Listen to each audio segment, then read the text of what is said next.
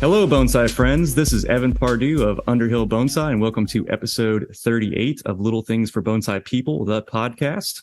And this time I'm joined by my co-host, Mike Lane of Kitsune Bonsai. How's it going, Mike? Hey, guys. How's everyone doing? And also, we got a special guest on the show today, Paul Stephan, or Paul Stephan. How's it going, Paul? I'm doing well. What about yourself? Pretty well, pretty well. Looking to be a little goofy today, looking to talk about bonsai pots because I know that's something you're really into, and you can definitely give us some good information on that because I don't know very much about bonsai pottery, unfortunately. Yeah, this would be Yeah, great. I'd love to talk about it. Yeah, definitely, definitely. But before we get started, though, I want to mention that our podcast is sponsored by our amazing patrons over on patreon.com/little things for bonsai people. We have a list of bonsai best buds. That's our top tier. It's $5 for the top tier. Ain't that much. Starting the list off with Tori Solis, Warehouse Rat, Boyd Snellgrove, Ricky Ruins, Joshua Bentley, Snappy Chappers, Ryan Giordano, Joel Jenkins, Justin Knight, Backyard Bonsai Australia, the Ladies at the Flower Market, Taylor Peacock, Chase Pertweet. Oh, I was doing so well. Vicky Auth, Austin Atkins, and Karen Codswell. Thank you guys so much for being best buds and supporting our show, helping us grow, helping us do more things like this, talking to people about bonsai. It's awesome. Can I give a special shout out to Snappy Chappers for just having the best name ever? and that like I don't even know what he means by that, but I know, but I love it. It's chapping his snappers.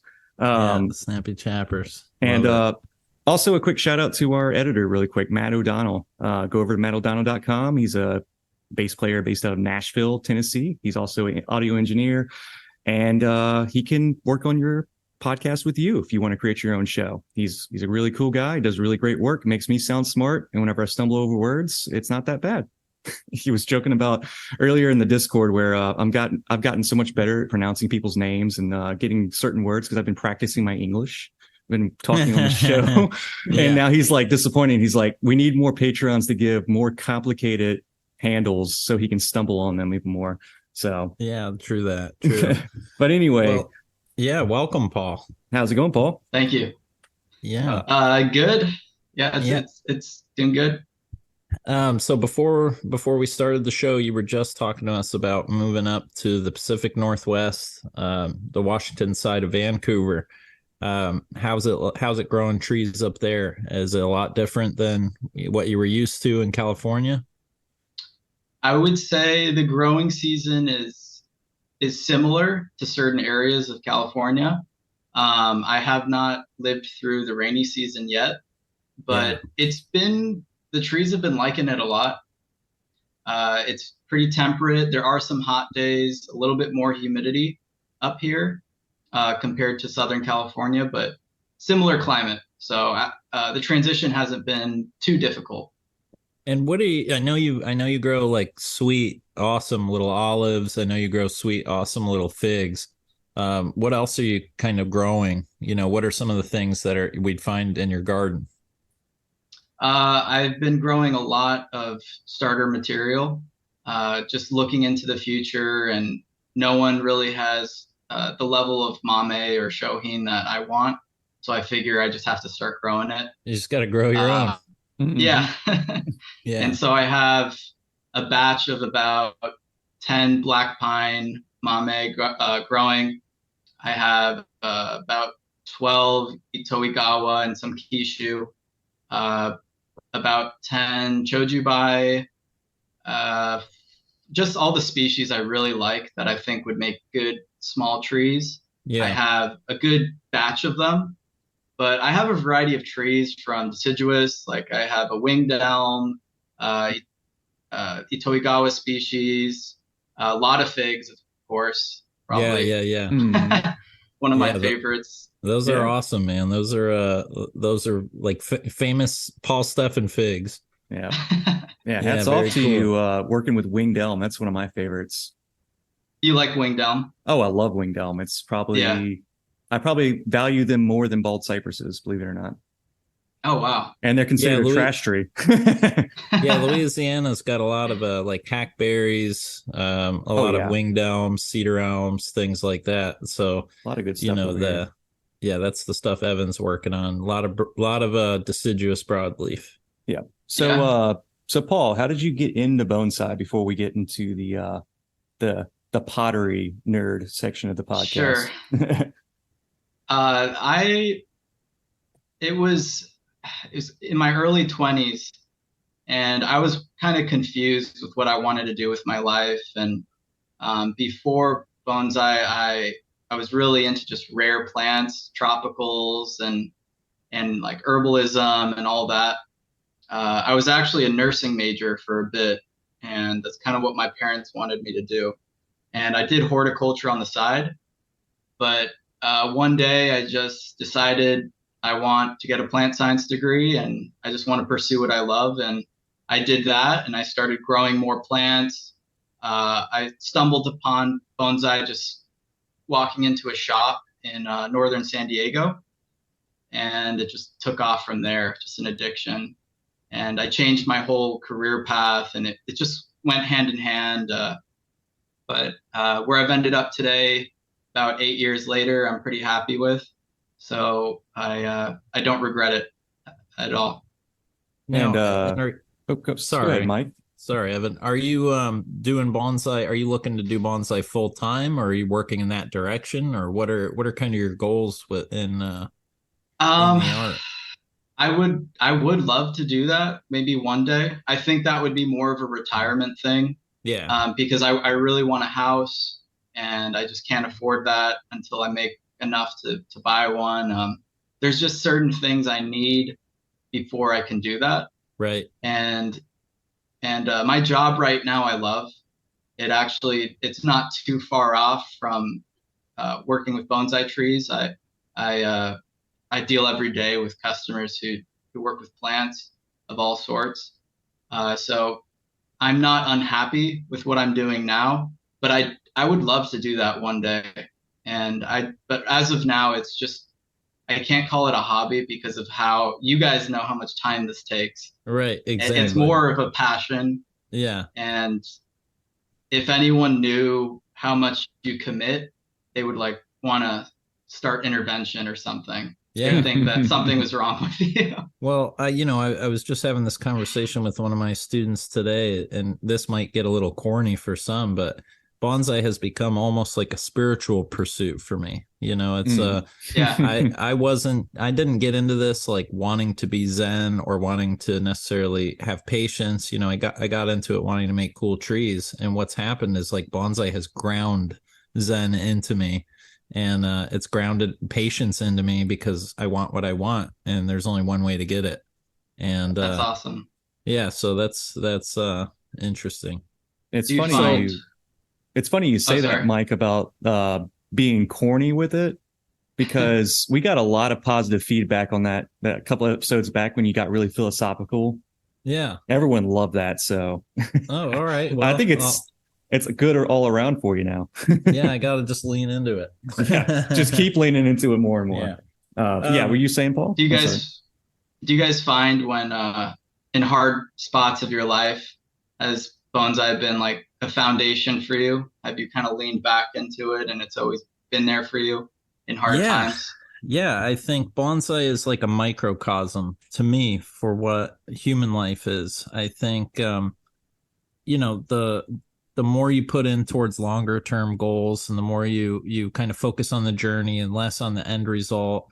And then the biggest thing is the closer you can get to accepting impermanence, I think, is the key to what bonsai has to offer the human race. As again, corny as it sounds, but I think like at the core, it's wabi sabi, and at the core of wabi sabi is the appreciation of impermanence. And that's probably one of the toughest pills to swallow philosophically as a human being, is that, everything we're going to touch, everything we're going to experience is going to end.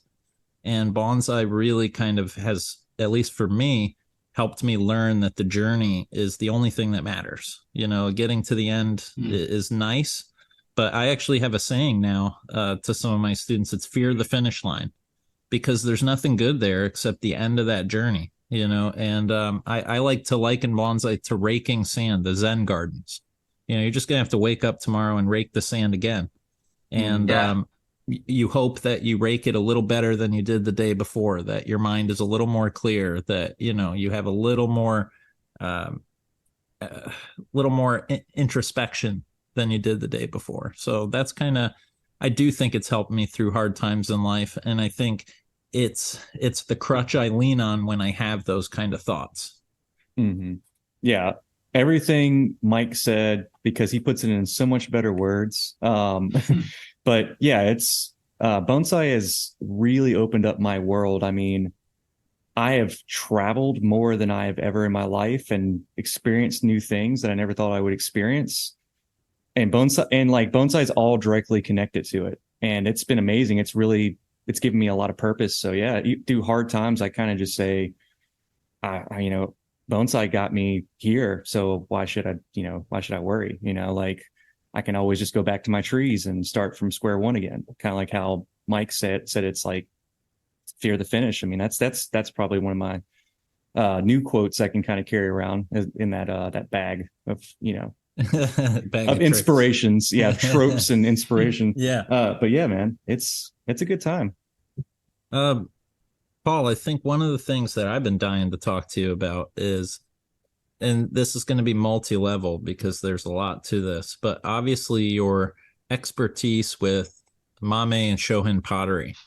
How did you, I guess the first question is, how did you kind of fall into that? I mean, I guess I can kind of assume, you like Shohin, high quality Shohin trees, you're going to like high quality pots, but how did you get into like the niche kind of antique potters, and where do you even find the information, like the history and all that? Yeah, that's a great question. It probably started with I don't know if this is all bonsai people, but I think we're all inherently collectors. Mm-hmm. I've asked a lot of people, and you may have even mentioned this in previous podcasts, but a lot of bonsai people have been coin collectors previously. Yeah. I don't know if you guys have ever collected coins or anything. I have, and I've collected a lot of other things, but yeah. Yeah. I think we're collectors at our heart, and a lot of us, and the history that is also a part of the collection of the bonsai pottery is a very intoxicating thing. And so I would say I started with just doing research online, and there's some different sources where you get book material, and I would just Google translate it with my phone, and just start reading it that way. And first, I was buying a lot of like Pushwan pots. You maybe remember that from years past. Yeah, I bought one from you. Yeah, I bought a couple from you. Yeah, those are really nice, fun pots. And then as I started reading more and learning more about these old artists and realizing why and how they're so valuable, or at least to me, I started collecting them. And it's just over the years, I have probably, maybe 20 plus that I'm proud of in my collection so far. And I guess part of the reason why, to answer your first question, how did I learn about it? It was reading books. And I tried to make YouTube videos to educate other people on that as well. It's just so time consuming, and with work, it's been hard. I know the feeling. I've tried to do the same thing. Yeah. But another very beautiful thing about the old pots is the way they created these pots, often in wood-fired kilns. You don't have anymore. It's gas usually, or electric, and there's nothing wrong with that. But a wood-fired kiln, especially from these pre-World War II times, there's an unpredictable aspect about it. And there's also the glazes, a lot of the different metals and colorants they used, we're not allowed to use anymore. That's what I was going to ask. It's illegal. Yeah, right. Yeah, like lead and sometimes even radioactive material. So like the yellow pots, sometimes if you measure the radioactive level of them, they're emitting radiation. That's amazing. That makes me want more yellow pots. I already have a ton, but that's really amazing.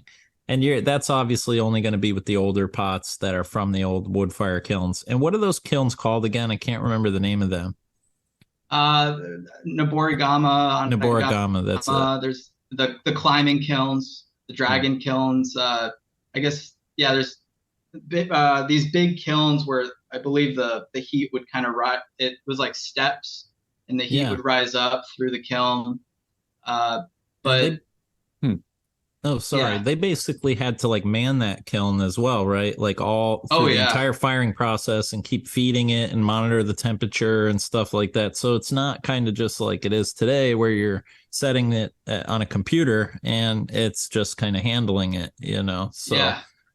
It's a communal process. Yeah. Electric kilns have come a really long ways. And where you guys are saying like keeping one of those kilns going and like the setup, like why it was such a big deal is like the setup of them, like building them took a long time, and then getting them going and keeping them up to temperature and making sure that it doesn't ever waver from whatever cone you were firing up to was a big deal. And then that would go on for days. They would fire these kilns.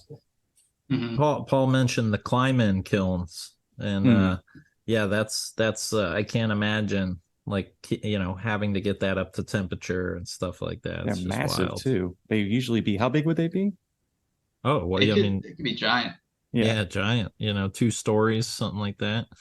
So because I think they would only fire a couple times a year because it would take so much wood, so much energy to fire these kilns, so much time that they would put as much in there as they could. I'm assuming, depending on what the setup was for these different potters. But for example, in like the Kyoto region, there was a lot of communal kilns, and you'll find different artists like Eiso Wakamatsu or even Tofukuji. He didn't have his own kiln, so he would rent out spaces for like little spots in a bunch of different kilns. And that's why his pots are so valuable, right? Because they're so variable and different. Because he didn't have one kiln, so each pot could look so different, and it has its own character. Because his poverty actually ended up being his strength. Right, exactly. Because it made all of his work different.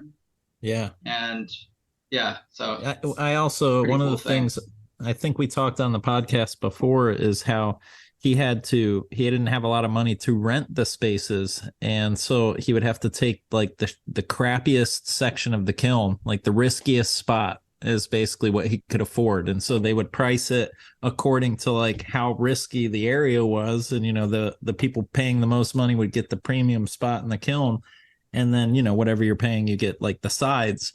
And so I remember reading this article that was discussing how he would put like every penny he had, basically it was all his eggs into one basket, and then cross his fingers and hope that this batch of pots that at the time nobody even wanted, these shohin pots that were wild and vibrant. And I love that you mentioned Tofukuji and Wakamatsu, because they're that starving artist mentality, that moth to the flame is something very romantic about that.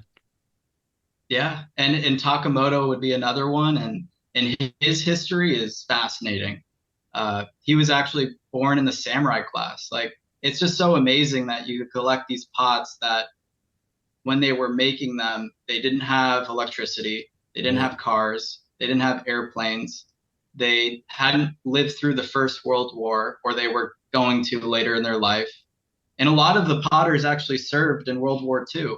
So the pain and suffering and just the events that they experienced in their life was pretty traumatic, and they were still able to make such beautiful things with fairly minimal inputs other than wood and colorants and clay, like earth basically. So it just goes to show you don't have to have, you can make do with what little that you have and still make beautiful things. Sure. And those beautiful things could transcend time. Like, some of these items have been made over 150 years ago, but they can still be appreciated today, and they still can affect someone's soul or whatever. And you could just be like, wow, this is so beautiful. Yeah. And it's pretty amazing. It's just like whoever made this was sitting in some like wicker or I don't know, some old style Right. hut thing and was using wood to To to make as this fuel. Like right. it's just crazy And to think about. it's alchemy, that's all I can say is you're like giving it up to the gods of pottery, the unpredictable results. It's pretty wild. So one last I have a couple more. I'm sure Evan has some too, but one thing I'm really curious about is what if you know why the fascination with Nakawatari era Chinese pots? Like why the traveling era? Why is that so popular? Compared to Kowatari, Yeah. or I would say Nakawatari. There, so when the economy after the Meiji Restoration, Japan started really becoming a powerful nation. They defeated Russia, I believe, like around 1900 or 1899. Like they were really making a mark in the world, and they were starting to get more money. So in that early 1900s kind of period to 1920, around that, or even to 1930, around that era, they had more money, and so they were commissioning China to make a bunch of pots and importing them. A lot of those pots that came through are the Nakawatari. And Gotcha. so there's just a ton of them out there. Like a lot of people think antiques are rare, but they're really not. They're Right. not that rare. And some of them can be expensive depending on the condition. But they have just enough age and they're not too expensive like the Kowatari. Right. So that's probably why they're pretty popular, because they're a good bang for your buck kind of Right. pot. They have usually 100 plus to 100 years of age. So the patina on those glazes are nice. That's one issue with a lot of new pots is you have to wait like 100 years for them to really mature. Right. And come into maturation. There's like juvenile in a sense. Right. So that would probably be why they're very popular or desirable, because they're affordable. There's a lot of them, and and they have that age. Interesting. And would you say that, and I have my own opinions on this, but I'm curious, it's like what the more professional opinion is can there be too much patina? Like I've seen some pots where they almost look like filthy, and I like it. I like a good dark patina, but I've seen some like yellows where they look like gray, and like the whole pot is now gray. And I just wondered what the like Japanese outlook on that is, and how do you clean a pot without affecting the patina? Those are great questions. I think that could be preference, and it's a lot of case by case of if it's too much patina or not. I have heard that before though, and I do think you can get too much patina. Yeah. Depending on the pot. On some, it's hard to get too much, but right. I could see how they could get too dirty, where they start losing. It just starts dulling things in too dramatically. But in terms of reversing the patina without removing it entirely, which I've seen some people do, and they unknowingly are like removing hundreds of dollars of value off of the pot by doing that. Right. And so I would leave it alone. If you don't want it to age more, just stop using it outside and just use it in shows. But it's pretty hard to have. If you have too much patina, that's better than not enough. Right. Absolutely. But there has been some. I've seen some where I've been just a few, but there has been a few where I've been like, that might be a little much for me, where like I said, this good example was that yellow that like ended up a gray. And Yeah. it was just a lot, and I love when the yellows turn more like a chartreuse, when they really start taking on that dull color. But I don't know, my own opinion though. So Evan, do you have any questions for Paul? Yeah. One of the things that I kind of struggle with trying to explain to people what the significance of checking out bonsai pottery is all about is identification. So, Paul, can you give us some guidelines on identifying like kanji or chops or any other distinguishing factors that when you're looking at a pot to determine whether or not it's valuable or if it's old or if it's made by a certain producer? I would say the vast majority of the pots that we have that you're going to encounter, if you go to a nursery and you see them under a bench or and they have markings on them on the bottom, the chops, they're going to be from the Tokoname region. That's kind of a production region in Japan. So a lot of like they wouldn't make just, you probably have heard this before, they didn't only make pots there. They used to make like toilets and just Right. anything pottery. Yeah. And so, but it was and still is a production region. So the amount of output from like the Koyo kiln or the Yamaki kiln or all those different kilns, those are probably the ones you're going to need to check chops on. And there's databases online that you could use to kind of, when you look at the chop and then compare it, and you could ask someone who has more experience, like, hey, do you know who maybe made this? And they could guide you in the right direction. But for the vast majority of pots, it's going to be, the price is probably not going to be outrageous, and it's going to be more of a Tokoname pot. But there are some older pots, like some of the antique Chinese pots, and those are far more difficult to identify because a lot of them don't have chops, or if they do have chops, there's so many different types. Mm-hmm. So I think when you would have to get a professional really to do that, and if you wanted to identify something, but probably 95% of the time it's going to be Tokoname, and then maybe a little bit of old or vintage Chinese.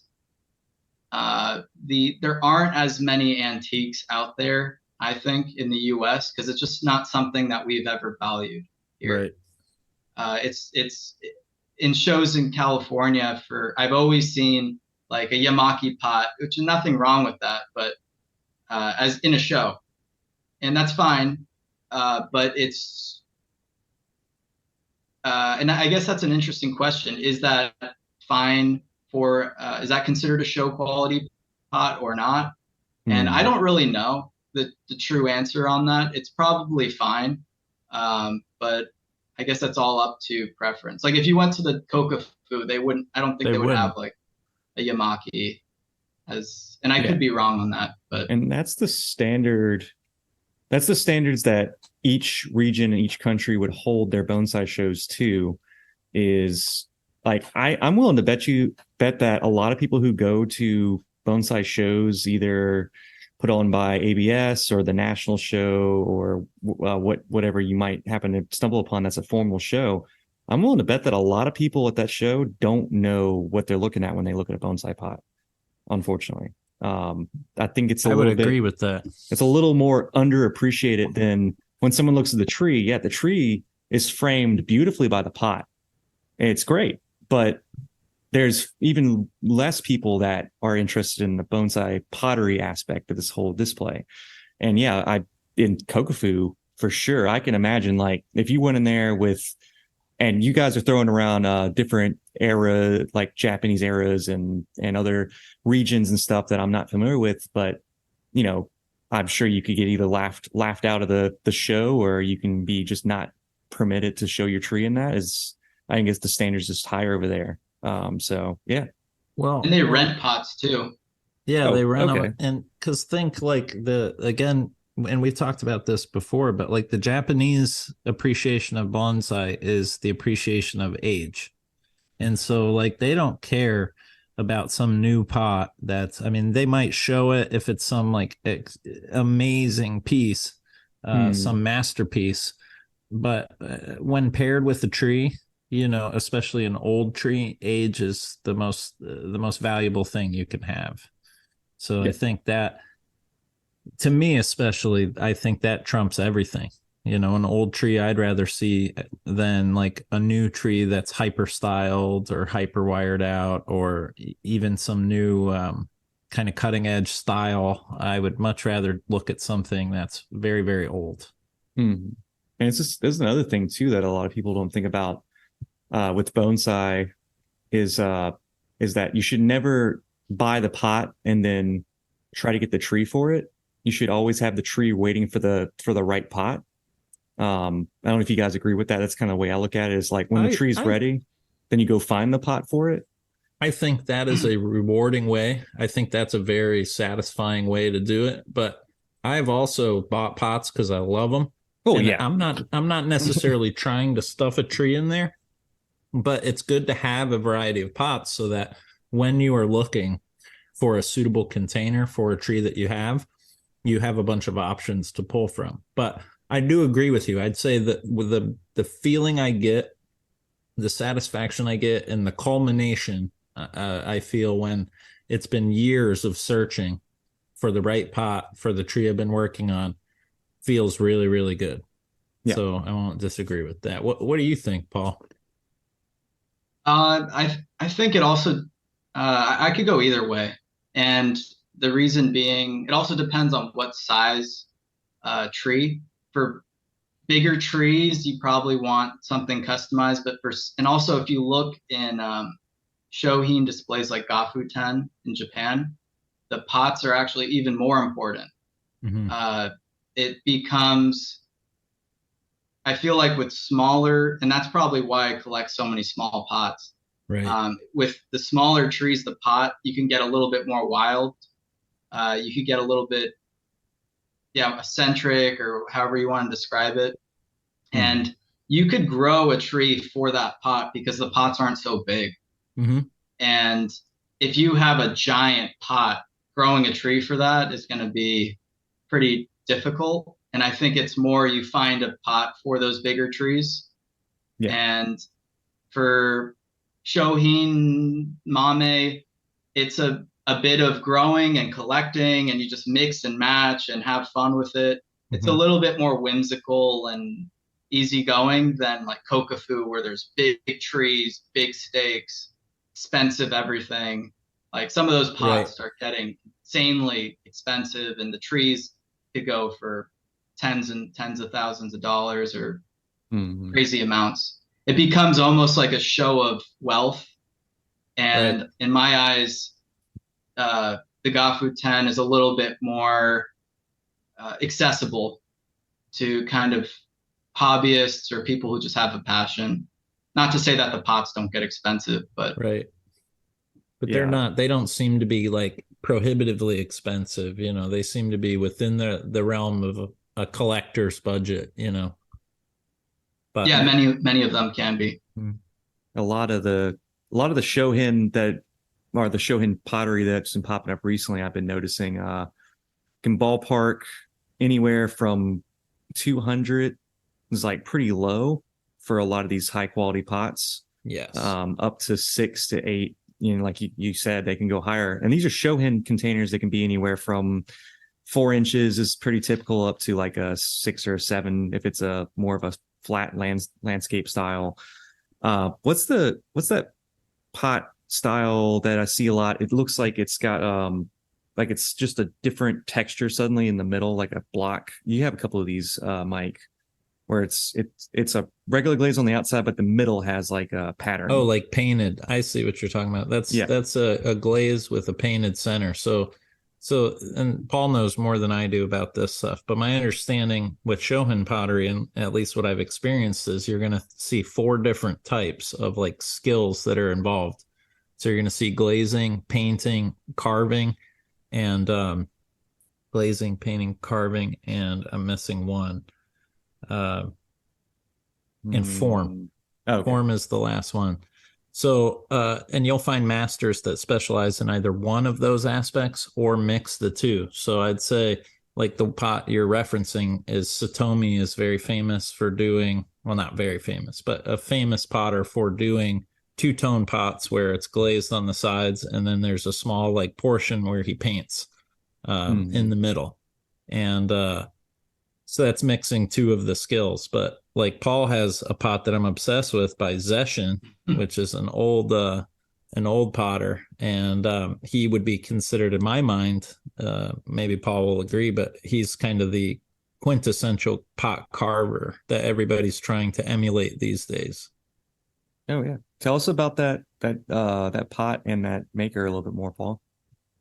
Okatani Zeshin, he makes these like weird psychedelic pots that have all these different motifs, or he makes sometimes like little animals like owls or frogs or really strange stuff. I don't know if he was on drugs or what he was doing, but it has a charm about it. Mm-hmm. And the pot that I think Mike is talking about, it's this frog that has its mouth open wide, and it kind of looks like plants. When you plant things in it, it's like vomiting plants. I love it. And, it's my favorite. Yeah, the frog pots or crab pots, all these weird things. He was a very strange guy, but a lot of people love collecting his pots because of how unique they are and the carving and the detail. Mm-hmm. He has also like a repeating monk pattern on repeating some of his monks. Pots. Yeah. It's cool. Yeah, he's now deceased, but he definitely left his mark, and those frog pots are pretty cool. Yeah. Do you have a favorite? Oh, sorry. Do you have a favorite potter, Paul? That's a great question. It's really hard to pick favorites, just like it's hard to pick a tree favorite. Right. They all kind of do their own different thing. Charm. Yeah. Yeah, I would say maybe, and you kind of change your mind over time. I really enjoyed the Takamoto pot just because of the age and the story behind that individual. Yeah. Being he lived through the Civil War, went from like a noble class, the samurai class, into really nothing, and taking up pottery and becoming pretty famous within a short period of time, and then dying like really tragic life. But and a lot of these potters had very tragic lives. Mm-hmm. I don't know why that's a repeating pattern within some of the pottery people, but it's interesting listening or reading their life story and just seeing how they could overcome that and make beautiful things. It's fascinating. I mean, I had this whole conversation with a guy about, like, it's easy for us, especially I do it all the time. I romanticize that pursuit, that, like I mentioned earlier, that moth to the flame pursuit. But I have to wonder, like, when you're trying, if I was Tofukuji and I'm trying to put bread on the table, at the time, did I want that life? Was I truly willing to give it all up, or was that just a kind of consequence to the life I had chosen, and it just didn't work out in my lifetime. So it's a fascinating study into seeing, like, I don't know, art, just an art as a whole, I think. Yeah. Do you guys ever feel that sometimes, like the moth to the flame, like, is what I'm doing worth it, or no? I think it's funny, and this is a little personal, but like I have it with bonsai, and like my dad has it with guitar, and like I've watched my dad, like I've watched him at times like light his life on fire for a guitar, to do whatever he'll do, whatever needs to happen, burn any bridges he needs to burn to play guitar. And there's something very beautiful about that. I don't know why that is. It's tragic, but it's also very beautiful. It's almost like a sacrifice that they're that the artist is giving up for the observer.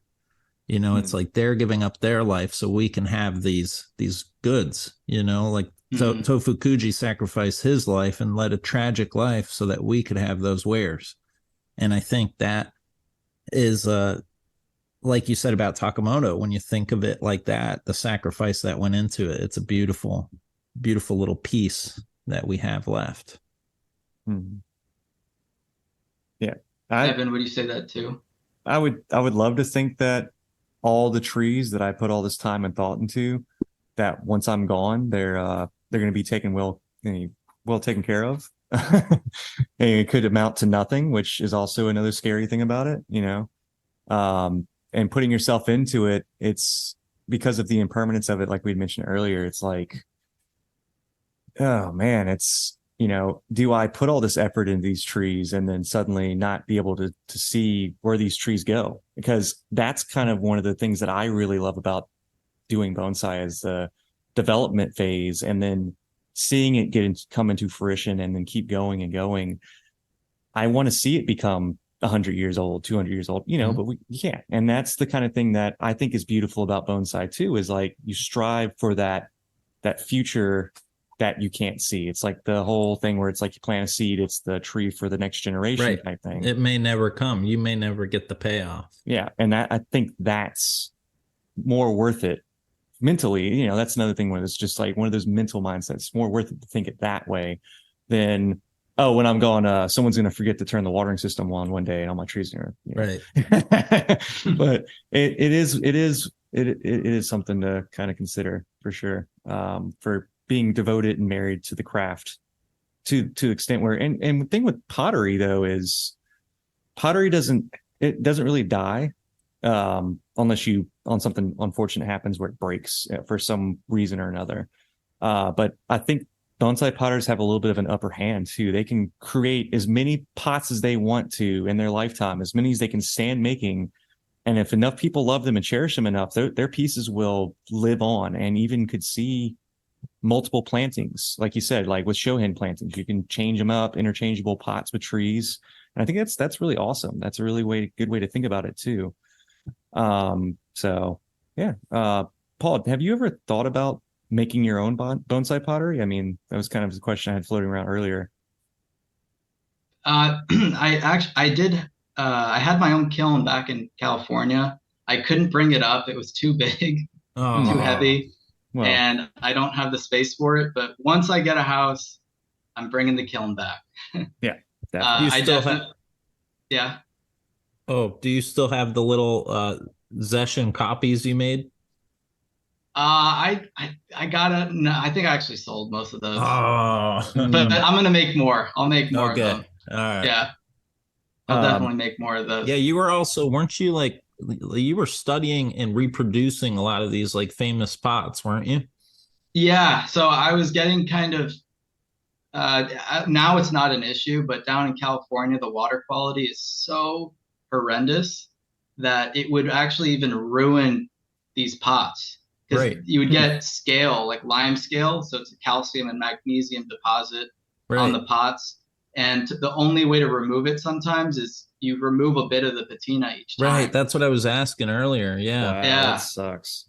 Yeah, it does suck. But up here in the Pacific Northwest, it hasn't been an issue. So once I have my own place and I feel safe about the backyard and all that, then I think I'll start using some of the pots just to gain patina on them. But it's difficult because as you guys have probably seen this, there's a lot of like theft in the bonsai community going on, and it's so easy to steal small trees and pots and stuff.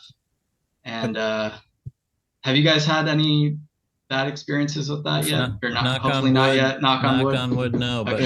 But honestly, as corny as it sounds, the thought of theft is what made me originally get into the Zen part of the hobby. Is like I've had to do this, or at least previously had to do the hobby and be a professional without a lot of security. And so the problem was I had to ask myself, what would I do if I came home one day and all my bonsai were gone? And my first instinct is throw a temper tantrum and like give it up and be like, what a waste of time, what a waste of money, yada, yada, yada. But the truth is, what would probably happen is after the temper cools down and after the pain wears off, I'd go to Home Depot, I'd buy some trees, or I'd go to Weigert's and Bonsai Nursery, I'd buy some trees and I'd start dabbling again. And I don't think there's anything that could happen now in my life that would stop me from wiring trees or pruning trees or doing the act of bonsai. And so that's what made me really start thinking about, what am I getting out of this? What is permanent from bonsai? And that's the act of doing, that's what I can take with me. And that's all I can take with me. My teacher has always been very big on like, trees can die at any time, pots can break at any time. All you're really guaranteed is like that time you have with it. So sell it when you can, enjoy it while you can, and try not to let it consume you when something bad happens. Yeah. And one of my thoughts about it too is like, for you, Mike, and apparently with Paul, is with some of the small trees. I do have a good handful of small trees, but the ones that I kind of value more sometimes are the big ones, because if someone's really wanting to steal my tree, just put a couple of like 4-hand and 6-hand pots in my bonsai collection, so that at least they'll stop the struggle taking it out. They'll have to really want it. I do all kinds of annoying things too to really piss them off. Like I tie them all down with wire to the bench.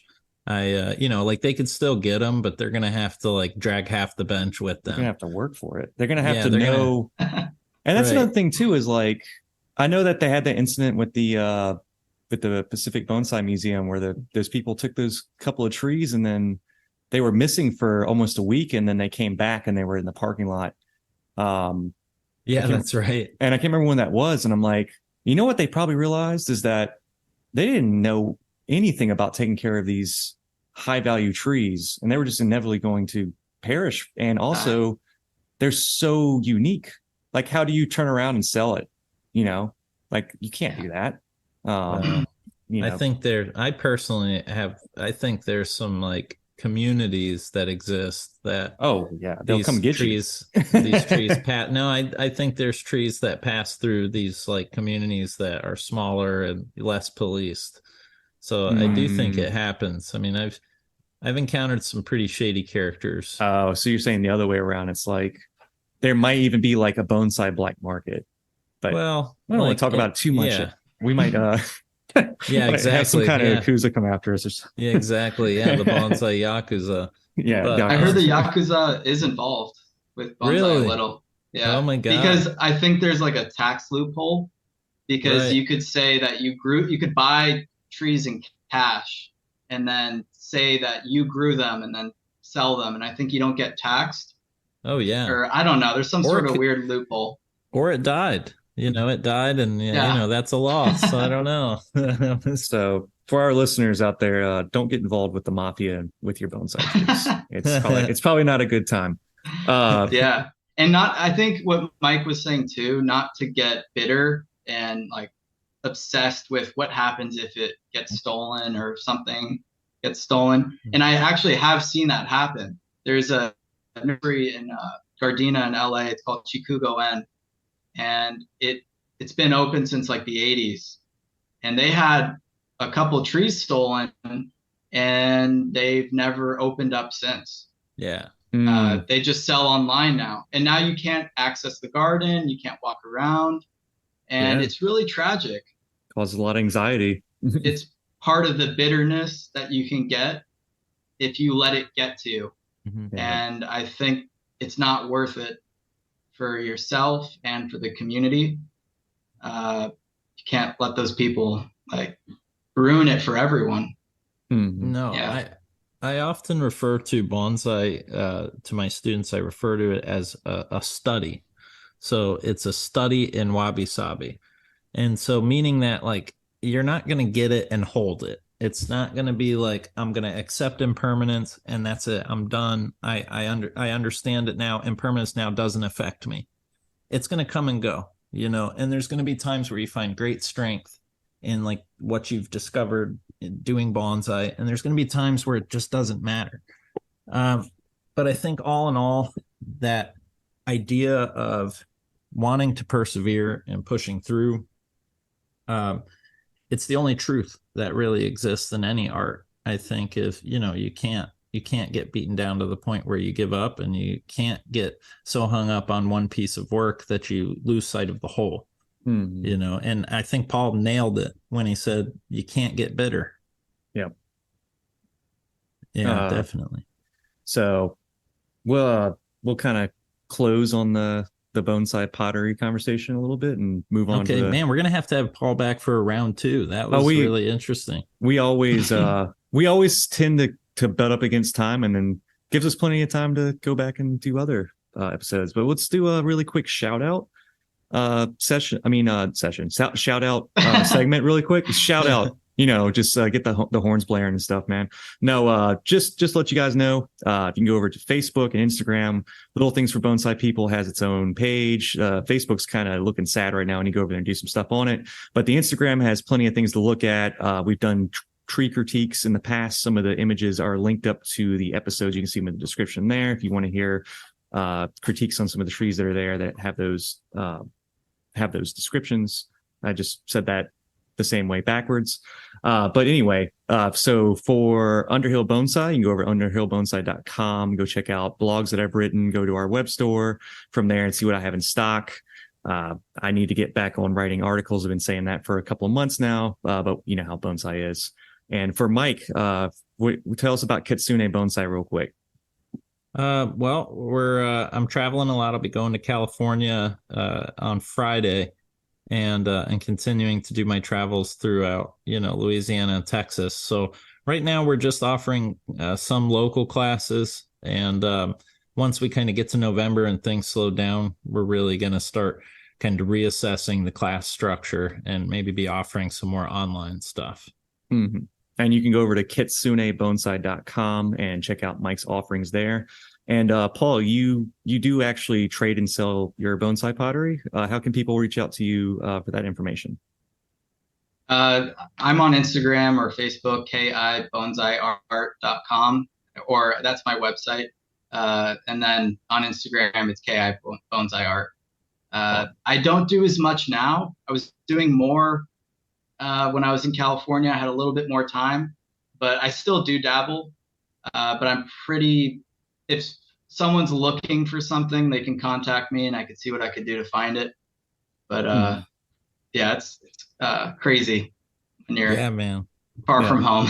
No, I know. And you're making a lot of adjustments, new life, new schedule, new everything. So, but man, great episode. Really great picking your brain. We got a bonsai word of the week, Mike. Oh, right. Yeah, we got a bonsai word of the week. I'm sorry. We try to nail it every time, but sometimes we skip it on accident. So I chose a word we can just kind of chat about it for a second if we got to go. But it's going to be Koshi Mizu, or Kashi Mizu. Probably the more appropriate way to pronounce it. I'm not sure I know that one.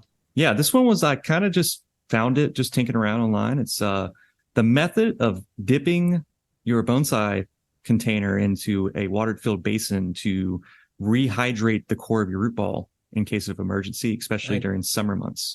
I do that all the time. What's it called? Koshi Mizu. Koshi Mizu. Yeah. That's hilarious. I just call it dipping in the bucket. Dip it in the bucket. The old dipping in the bucket routine, but that's interesting. Kozumisu. Yeah, wow, I didn't know they had a whole term for that. Oh yeah, is Japanese is a beautiful language. What an efficient language. Yeah. Exactly. Like one word is just a whole sentence. It tells you exactly what's happening really quick. Right. Yeah. That's beautiful. But yeah, that is a really good thing. It's also seasonally appropriate too, because the summertime can be pretty detrimental, especially to little trees. And you're saying dip it in the bucket. Always have yourself a bucket of fresh water around. So if you get into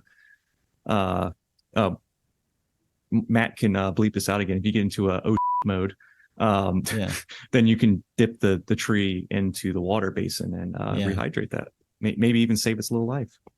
That's a good idea. But yeah, I'm joking because Carmen had a slip up on the last episode, and I think we're allowed one S word. Are we not allowed to curse? Well, I have us on like a PG rating, but I think shoot. even in like a PG movie, I think you can still say like damn and ass and stuff. We got to move up at least to PG-13.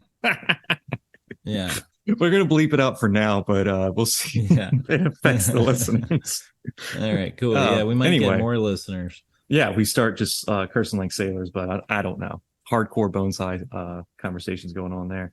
But anyway, yeah, thanks for listening out there. Anyone that's listened to the end of the episode, we always say thank you so much for sticking it out. Make sure you click subscribe. Consider becoming a patron. I'd like to thank our guest, Paul. Thanks for hanging out, man. Yeah, thanks, Paul. Thank you. Thank you, guys. It was a pleasure being on, and yeah, thank you for inviting me on here. Yeah, we'll be sure to reach out again for round 2 because I wanted to still have questions about the Macchiano. What was there's a potter that you like that I've always been interested in. So we'll catch up with that next time. We'll save it for good stuff later. Save it for next time. But all right, guys. Yeah, thanks for joining. And Evan, I will catch you later. Okay. Yeah, definitely. Thank you all for listening. See y'all later, man. All right, guys, take it easy.